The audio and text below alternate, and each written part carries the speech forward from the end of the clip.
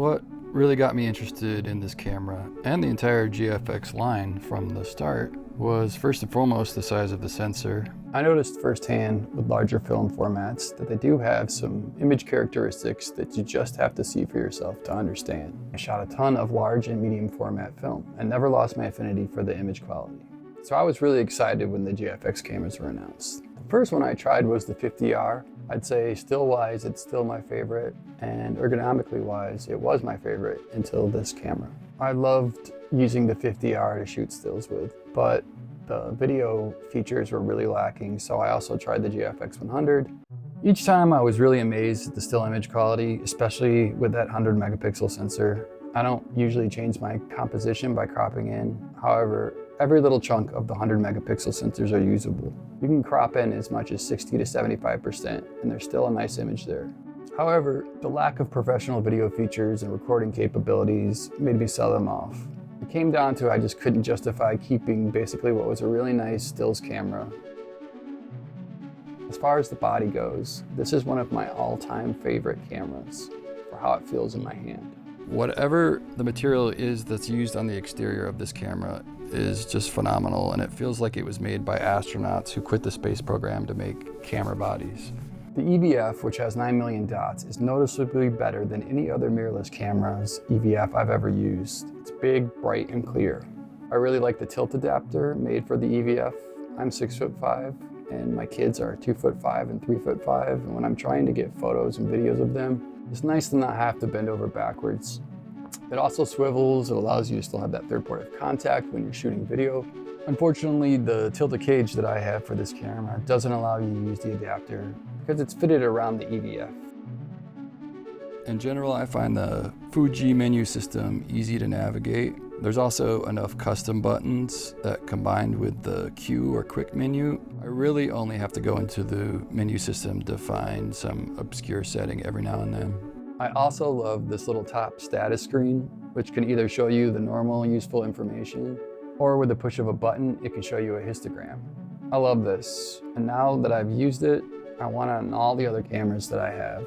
The one thing that I did feel like was missing from this camera was the ability to have the electric shutter cover the image sensor when the camera is off and you're switching lenses. If you've ever had to try and fix a video shot with a lot of movement that has distracting dust spots, you'll understand my frustration with not all cameras having this. Especially these big GFX cameras, which have noticeably more surface area for dust to get on. When the Mark II was announced, I was really excited to see Fuji had stepped up the video specs, adding internal 10-bit ProRes HQ up to 60 frames per second using the full width of the sensor. With the release of the H2S, Fuji added F-Log2. It's hard for me to judge the quality of F-Log1 because you could only record 8-bit H.264 HD on the 50R and 10-bit 4K H.265 on the 100. The first time I shot video on this camera, I was immediately impressed with the tonal range and colors when first looking through the EVF and then grading them on a big monitor. There is also a dynamic range switch that basically allows you to have one more stop of dynamic range or better rolling shutter performance. This camera won Camera of the Year over at CineD. And CineD has some great scientific instruments and testing procedures that measure things like dynamic range, rolling shutter performance, and noise levels. They also make little short documentaries using the cameras to test battery life and ergonomics, overall usability. To me, that says quite a lot on just how far the GFX video capability has come. Right around the time I got my hands on this camera, I discovered a RAW converter which allowed you through the process of converting ProRes RAW footage to Cinema DNG, you can edit and grade it in Resolve. From using Blackmagic cameras through the years, I have really come to appreciate the flexibility in color grading RAW video files.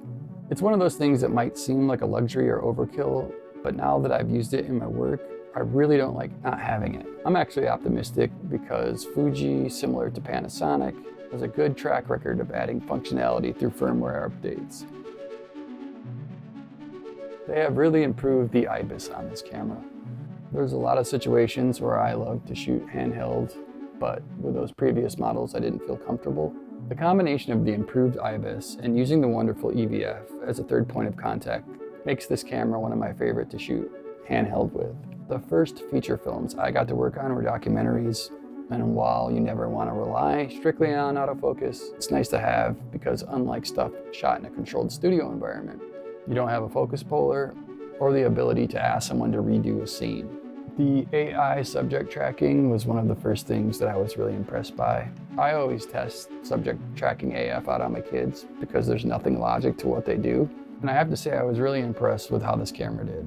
When using autofocus outside of the AI modes, it seemed to attain the focus on the subject that I wanted without much time hunting around like the previous models.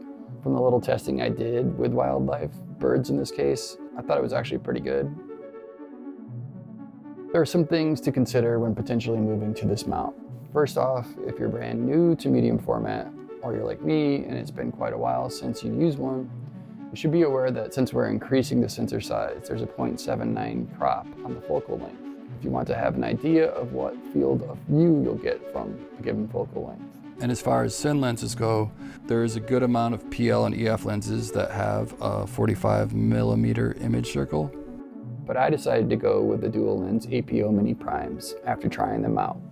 They're built really well, they're compact, and I love the image they make.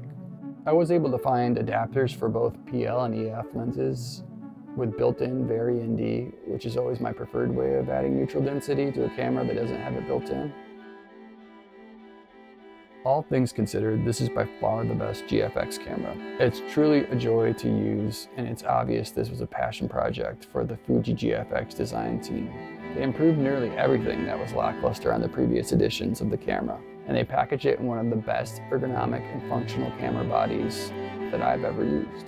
This camera took some big steps from the initial GFX offerings. Big enough that this camera can create better video than a lot of the cinema cameras on the market right now, at the same time retaining its amazing still image capability. I'm personally optimistic that sometime in the near future, either this camera or the next iteration will get internal RAW video, potentially a global shutter mode that lets us use that big old sensor, which would instantly become the choice for people asked for both horizontal and vertical deliverables at high resolutions. And the last thing I'll mention is that with Nikon's acquisition of Red, Fuji now is the only major camera that does not have a cinema camera.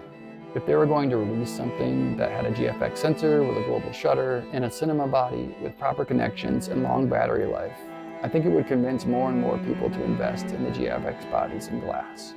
Thanks for watching. Please like and subscribe.